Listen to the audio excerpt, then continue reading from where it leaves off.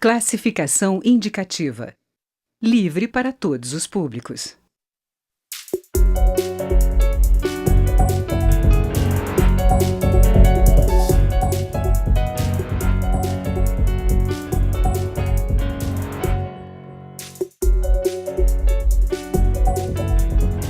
Olá! Foi aprovado na Câmara dos Deputados o projeto de lei que viabiliza a privatização de 6 distribuidoras de energia controladas pela Eletrobras. As distribuidoras sob o controle da estatal são a Amazonas Energia, Centrais Elétricas de Rondônia, Companhia de Eletricidade do Acre, Companhia Energética de Alagoas, Companhia de Energia do Piauí e Boa Vista Energia, que atende Roraima. Entre os pontos incluídos estão regras para o risco hidrológico e também o ressarcimento a usinas geradoras do Programa Prioritário de Termoelétricas. E para entender melhor as discussões que ocorrem no Parlamento sobre o tema, o Câmara Debate conversa nesta edição com o relator do projeto, deputado Júlio Lopes, do PP do Rio de Janeiro, e o deputado Daniel Almeida, do PCdoB da Bahia. Eu sou Regina Assunção e esse programa Câmara Debate, que é da Rádio e da TV Câmara. Bom, bem-vindos, deputados. Obrigado. Eu gostaria primeiro, deputado, que o senhor, como relator, dissesse para a gente como ficou o texto final, os principais pontos, porque ele sofreu várias emendas, não foi isso? Olha, eu acho que nós avançamos bastante e essa lei vai prestar uma contribuição enorme para o saneamento do setor elétrico. Essas despesas já seriam despesas do cidadão brasileiro, de qualquer forma, porque o prejuízo, enfim, e a realidade econômica dessas empresas teria que ser absorvida pela sociedade. O que nós fizemos foi dar uma solução para que, com maior velocidade, essas empresas possam ser privatizadas e que se possa conter esse enorme prejuízo que a Eletrobras teve com a gestão dessas distribuidoras. Além disso, acertamos a questão do risco não hidrológico, a questão da PPT e da tarifa social de energia. Portanto, foram vários aspectos que nós pudemos avançar e eu tenho certeza que isso vai dar uma contribuição enorme para que o setor seja mais previsível, mais seguro e que possa avançar. Agora, deputado Daniel, essas empresas, elas são, em sua maioria, no Nordeste, no Norte, e nesse caso, elas, as que privatizarem, elas teriam que fazer uma expansão do setor. Como é que vai ser isso? O senhor acha que vai ter dificuldade, já que são áreas que atendem até o sertão nordestino, por exemplo? Tem condição? Pois é, cumprimentando o deputado Júlio, é um debate que não encerra nessa deliberação, porque a energia ela tem que ser sempre tratada com o caráter estratégico que ela tem para o desenvolvimento econômico e para o atendimento social. Nos últimos anos, nós acompanhamos uma expansão muito forte de acesso à energia, especialmente no interior. Programas sociais que foram adotados e mesmo a expansão na distribuição de redes, etc., para permitir que algumas localidades mais distantes pudessem ter acesso à energia e ter a oportunidade de se desenvolver. Eu tenho muita dúvida sobre o processo de privatização, sobre o interesse do setor privado para essas empresas que não estão nos grandes centros consumidores, né? E eu tenho, Júlio, muita desconfiança, porque acompanho um processo de privatização lá na Bahia, da Coelba, que foi feito há cerca de 20 anos e os resultados são muito ruins, muito condenáveis. Hoje se debate na Bahia a possibilidade de reestatizar a Coelba.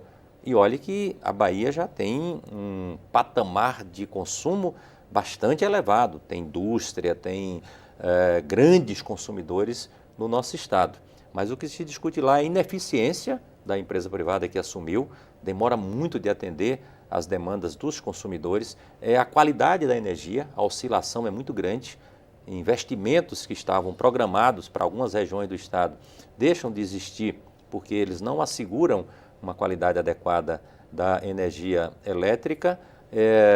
Os programas sociais têm um atraso enorme para ter o atendimento de energia. É muito comum ter uma adutora que se instalou numa determinada região e ficar 2, 3, 4 meses aguardando que se faça a instalação da energia elétrica, hospitais, programas sociais do Minha Casa Minha Vida e assim por diante. Então, a qualidade realmente é muito, muito discutível.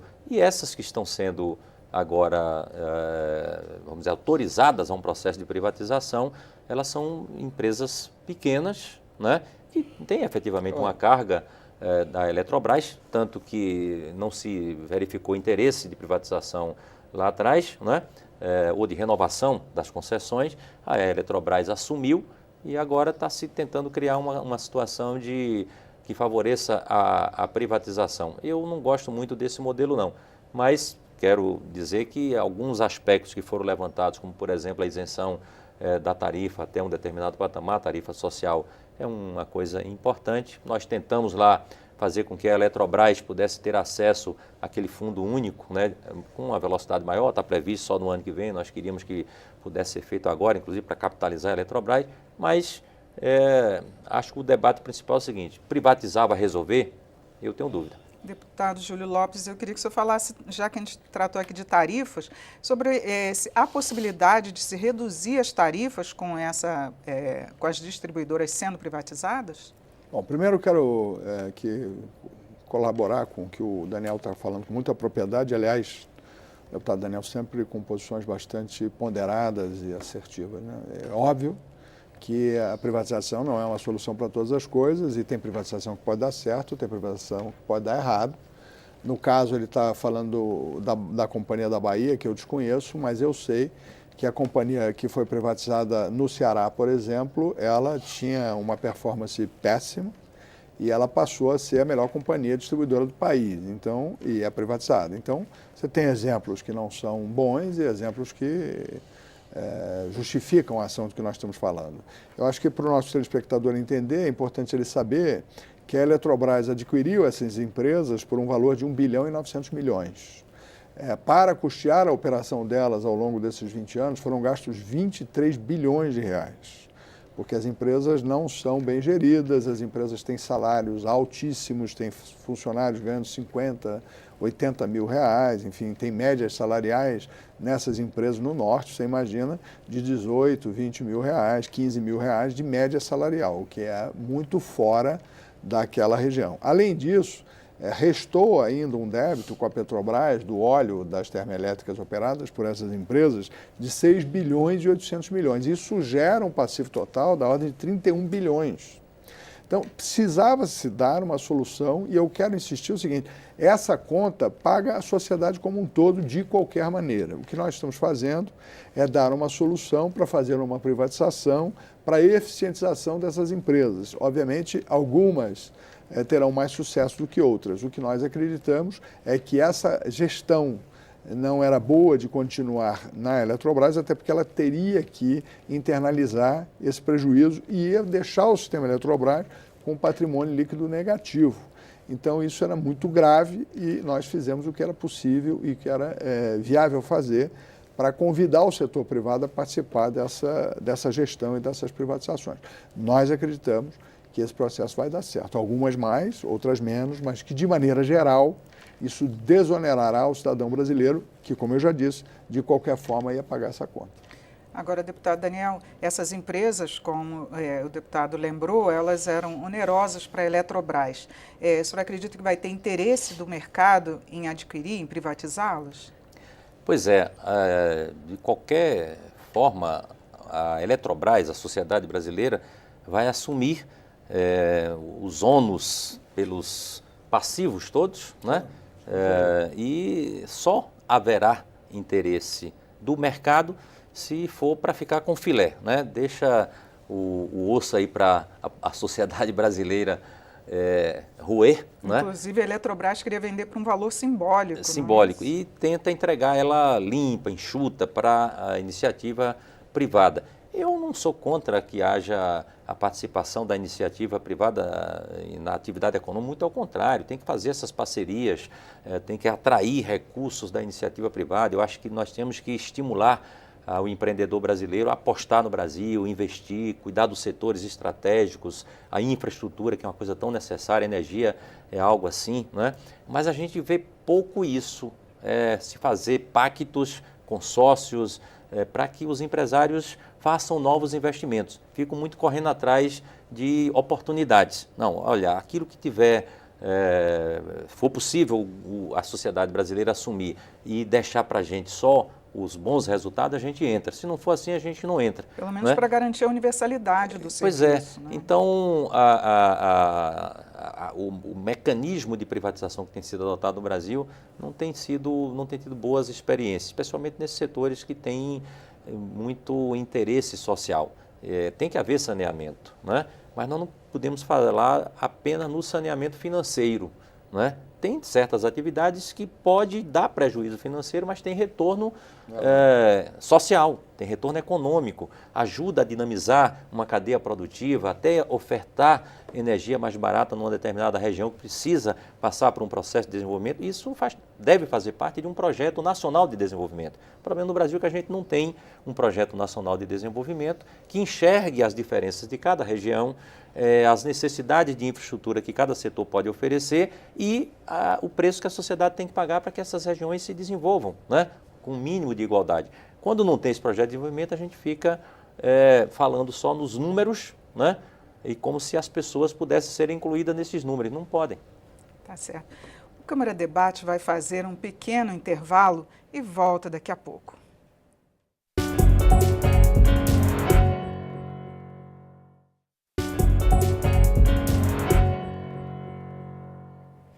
O Câmara Debate está de volta. Nós estamos debatendo a privatização das distribuidoras de energia controladas pela Eletrobras, com os deputados Júlio Lopes, do PP do Rio de Janeiro, e Daniel Almeida, do PCdoB da Bahia. Bom, deputado Júlio Lopes, a gente estava falando também sobre o saneamento da empresa que não foi feito pelo governo enquanto estava nas suas mãos. Eu queria saber se essa proposta que foi aprovada aqui, se ela prevê algum tipo de fiscalização para que esse serviço seja realmente empregado de uma forma que dê uma universalidade para os consumidores. Eu primeiro queria dizer que o preço mínimo que se colocou lá, simbólico de R$50 mil, não é o preço que vai ser vendido à empresa. Aquilo é o preço mínimo de início do leilão. Muito provavelmente você vai ter melhores preços do que esse. E, na realidade, o que está se convidando a iniciativa privada a fazer é dar racionalidade e operacionalidade, enfim, a sistemas que estiveram durante anos na mão do governo e o governo não teve condições ou não fez, por qualquer razão, um processo de racionalização para tornar essas empresas mais viáveis. Eu estou de acordo com o Daniel que isso poderia ter sido feito e pode ser feito. Só que a experiência brasileira mostra que ao longo desses 20 anos o que se fez foi gastar 23 bilhões de reais para poder fazer o funcionamento dessas empresas que hoje têm a pior performance, têm o pior rendimento, enfim, e têm o maior salário pago naquela região. O que nós estamos achando é que as empresas privadas que estão sendo convidadas a oferecer racionalidade, gestão e operacionalização dessas empresas o farão, porque elas vão ter que perseguir metas estabelecidas pela ANEEL, que obviamente tem meta de performance, tem meta de atendimento, tem toda a parametrização de serviço vai ter que ser atendida, né? E se esses parâmetros não forem atendidos, as companhias vão ser multadas, vão ser oneradas, enfim, é toda uma regra que vai se ter.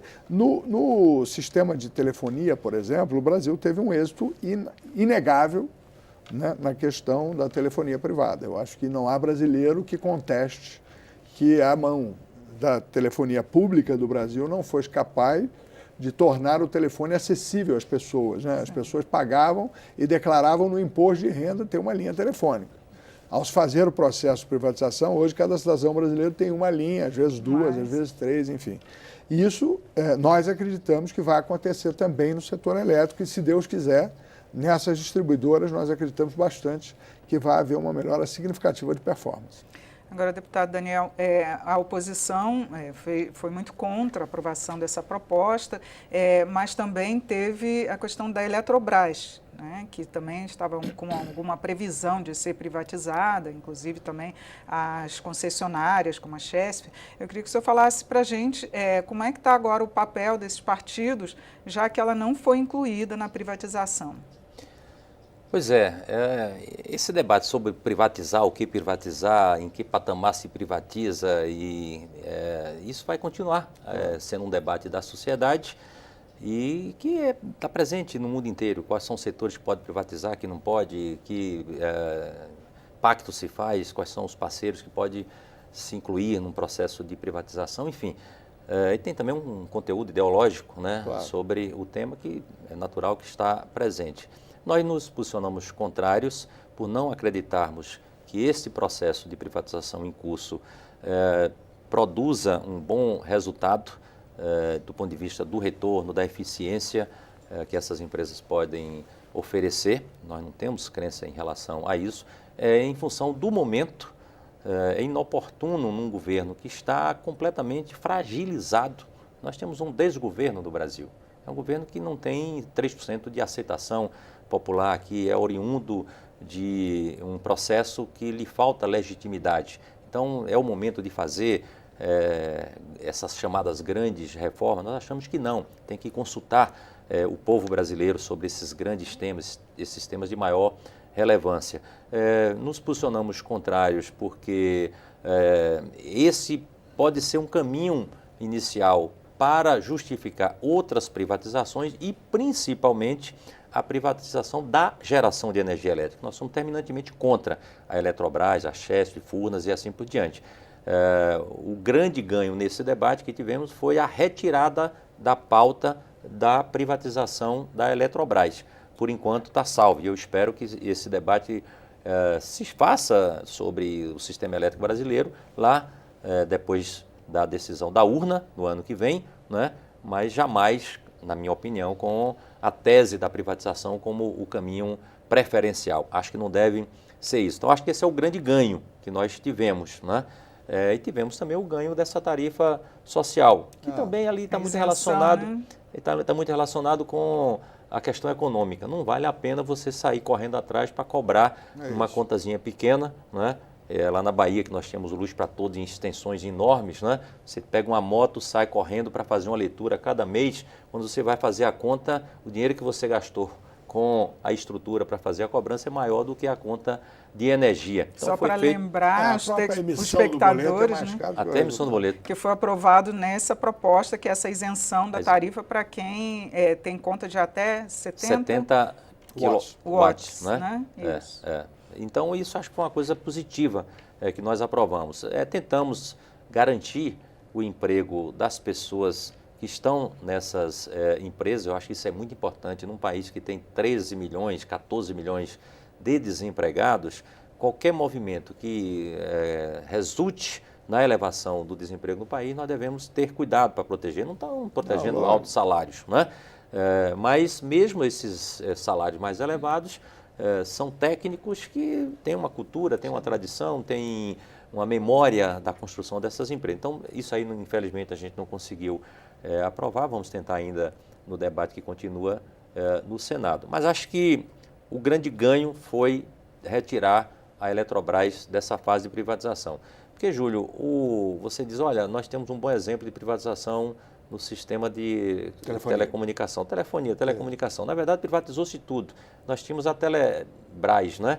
Que tinha toda uma rede de infraestrutura. Na telefonia móvel, nós tínhamos que ter concorrência. Mas nessa infraestrutura, nós temos mesmo um bom resultado? Qual é o padrão do Brasil nos grandes canais de transmissão de dados? Nós talvez ficamos para trás. Nós tínhamos um bom patamar, né? Que a Telebrás oferecia, a Embratel, né?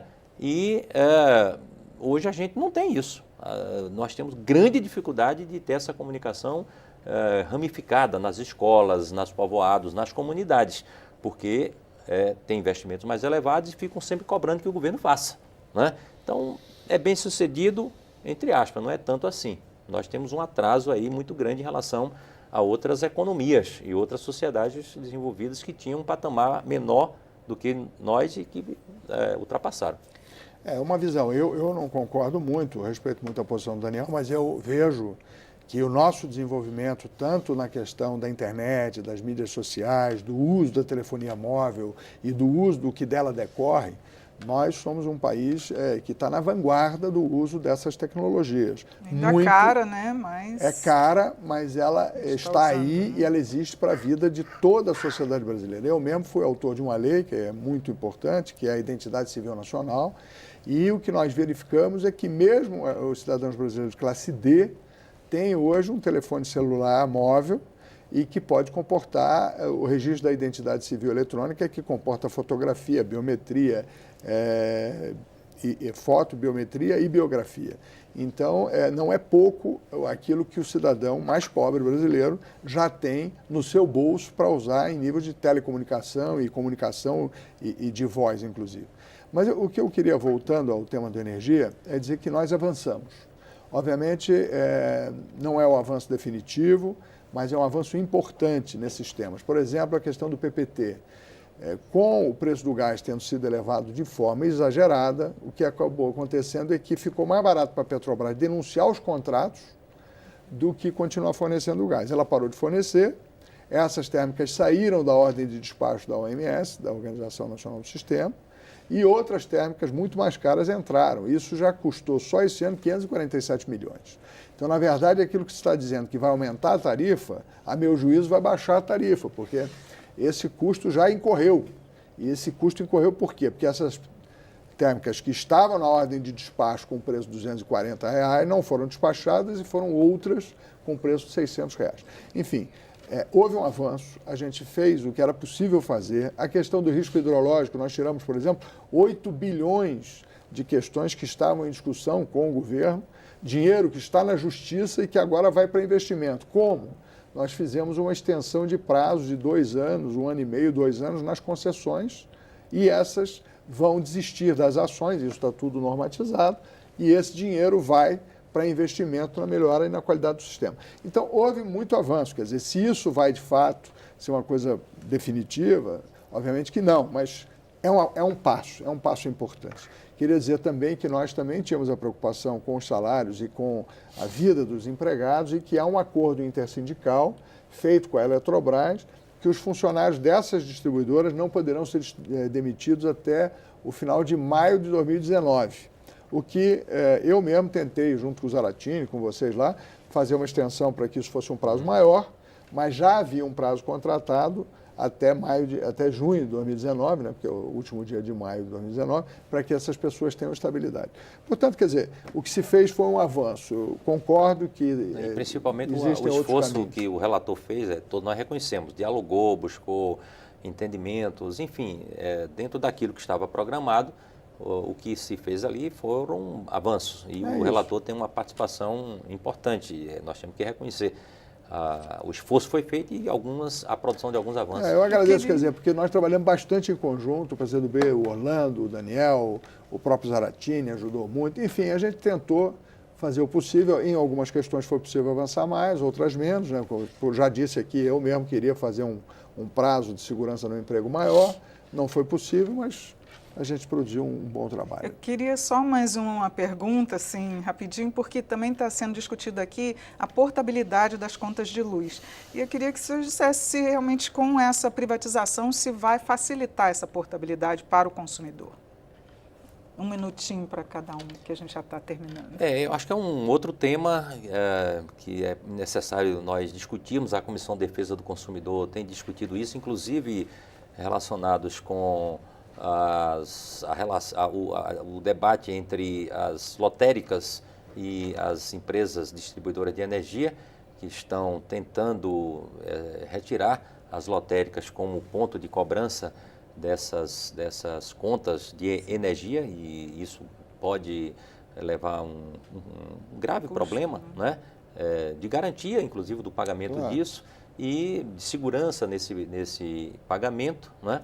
E dentro desse debate tem que incluir critérios mais corretos, mais adequados, defesa do consumidor, a própria portabilidade, né? A portabilidade ela tem que incorporar elementos mais abrangentes sobre a facilitação do consumidor na forma de pagamento, na segurança desses pagamentos, né? Na agilidade desses pagamentos. Eu acho que esse é um debate que nós temos que continuar a fazer.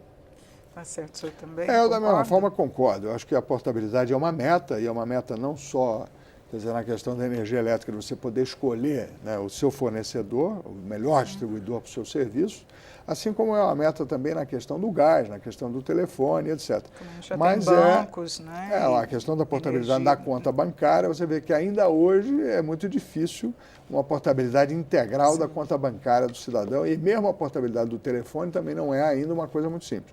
Portanto, a portabilidade da distribuição de energia e do uso da energia é algo a ser perseguido, mas nós precisamos primeiro dotar o Brasil de capacidade energética para o seu desenvolvimento, para o seu sustento, e garantir ao cidadão que ele tenha luz em casa de qualidade e em bom preço, né? E com confiabilidade. Acho que a gente tem sim, e vamos trabalhar para que a portabilidade seja uma realidade também em curto prazo. Deputados, muito obrigada pelos esclarecimentos de vocês aqui. Nós é que agradecemos. Obrigado. O Câmara Debate termina aqui. Nós conversamos com os deputados Júlio Lopes, do PP do Rio de Janeiro, e Daniel Almeida, do PCdoB da Bahia. Foi sobre a privatização de distribuidoras de energia da Eletrobras. Obrigada pela audiência.